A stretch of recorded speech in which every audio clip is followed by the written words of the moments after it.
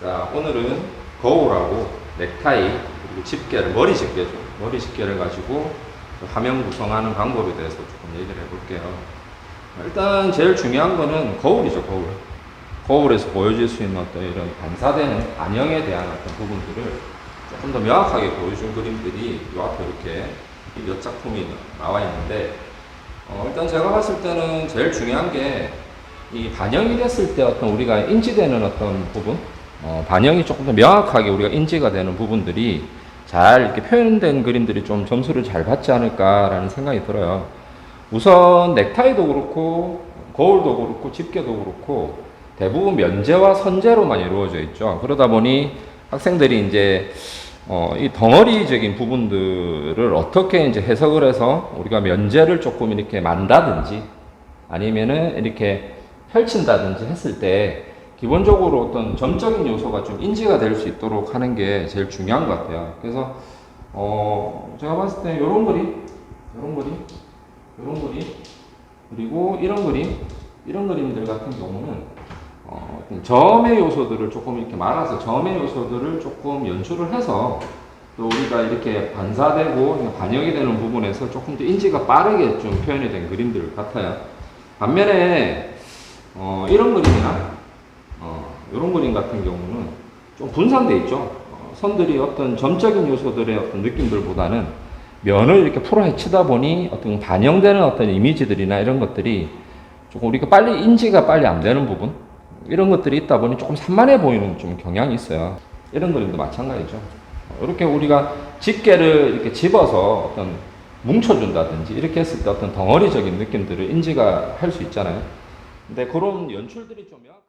자, 화면 구성에서 우리가 중요한 요소라고 하면 일단 거울이 나왔기 때문에 일반적으로 우리가 공간을 처리하는 느낌들이랑은 조금 다르게 처리를 해줘야 돼요. 예를 들어서 자, 우리가 물체가 하나가 있으면 물체하고 거울에서 이렇게 보여지는 어떤 공간의 차이, 그리고 거울과 거울 사이에 보여지는 공간의 처리, 양쪽 두 가지가 다 나와야 되는데 그 이외에 너무 어떤 요소들이 많이 들어가게 되면 굉장히 산만해질 확률이 높죠. 그래서 복잡하게 그려주는 것보다는 자, 이런 그림처럼 보세요. 이렇게 점 요소가 있으면 이렇게 두 개가 거울에서 보여지는 공간의 느낌과 그 다음에 이렇게 걸어서 거울끼리 보여지는 공간의 느낌이 조금 명확하게 보이는 그림들이 좀 유리하지 않았을까라는 생각이 들거든요. 자, 요런 그림들도 굉장히 좀 특이한데, 자, 이 학생은 주제의 어떤 점 요소를 거울과 굉장히 또 인접을 시켜서 표현을 한 반면, 이 학생은 우리가 인지를 밖으로 표현을 하고 밖에 있는 어떤 표현들이 이렇게 반영이 돼서 보여지는 것들을 표현을 했죠. 이런 것들도 굉장히 좀 점수 요소가 좀 될 것 같아요. 그리고 자, 이 학생 같은 경우는 자, 여기서도 반사가 비치고 그 다음에 이 아래에서도 반사가 비치는데, 조금 아쉬운 거는 좀 반사가 되는 부분들이 조금 더 명확하게 보였더라면 좋지 않았을까. 조금 반사되는 부분이 좀 약하죠. 이렇게 많이 이렇게 붙이다 보니까 이런 학생들처럼 조금 명확하게 보였으면 좋았지 않았을까라는 생각이 들고요. 이 학생 같은 경우는 지금 거울에 반사되는 이 느낌이 조금 약하죠, 전체적으로. 왜냐하면 이 형태가 워낙 복잡하게 생기다 보니 반사되는 느낌도 조금 산만해졌고, 그 다음에 요 위에서 보여지는 것들이 아래 거울에서 또 반사가 되는 부분들을 양쪽으로 보여줬는데, 이런 부분들은 또 굉장히 또 처리를 잘한 것 같거든요. 그래서 이런 것들은 굉장히 점수를 받을 수 있는 요소에서 플러스가 되지 않을까라는 생각이 들고요. 이런 그림들도 좋죠. 보세요. 이렇게 집게를 이용해가지고 어떤 공간의 느낌들을 좀 표현한 것들, 이런 것들이 좀 제가 봤을 때 좀 특이해서 좀 괜찮아 보이지 않았나라는 생각이 드네요. 자, 그리고 학생들이 그림을 진행을 하면서 제일 힘들었던 것들이 뭐냐면은, 우리 집게와 어떤 이제 넥타이 같은 경우 명도가 좀 비슷해요. 명도가 비슷하고, 거울은 밝게 묘사를 할지 어둡게 묘사를 해야 될지를 이제 판단을 해야 되는데, 우리가 예를 들어서 넥타이가 좀 밝은 명도다, 노란색이라든지 아니면 흰색이라든지 이런 상황 같으면 사실 이제 거울 뒤쪽을 조금 눌려주면서 명도 차이를 주는 것들이 유리하긴 하지만, 이 소재 같은 경우는 전체적으로 중명도 이상의 좀 어두운 명도를 가지고 있기 때문에 거울을 자칫 조금 어둡게 우리가 표현을 하게 되면 굉장히 명도가 이제 엉길 확률이 높거든요.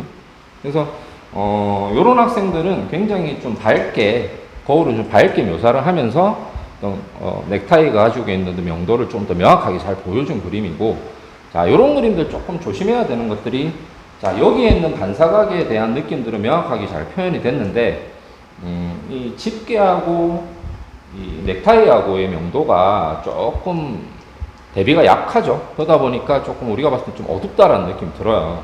그래서 이런 그림처럼 우리가 예를 들어서 집게도 중명도고 그리고 어떤 넥타이도 중명도라고 했을 때 같은 중명도끼리라도 미세하게 어떤 명도 차이를 주는 것들이 좀 중요했던 게 아닌가라는 생각이 드네요. 그래서 이런 학생들도 명도 처리는 굉장히 잘한 것 같아요.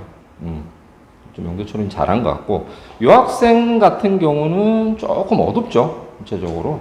거울과 어떤 넥타이의 관계의 명도 차이는 굉장히 잘 줬는데, 거울하고 넥타이하고 집게의 어떤 상관관계를 봤을 때 우리가 이제 넥타이하고 집게의 어떤 명도 차이가 조금 더 명확하게 났더라면 조금 그림이 좀 깔끔하게 잘 떨어지지 않았을까라는 생각이 드네요.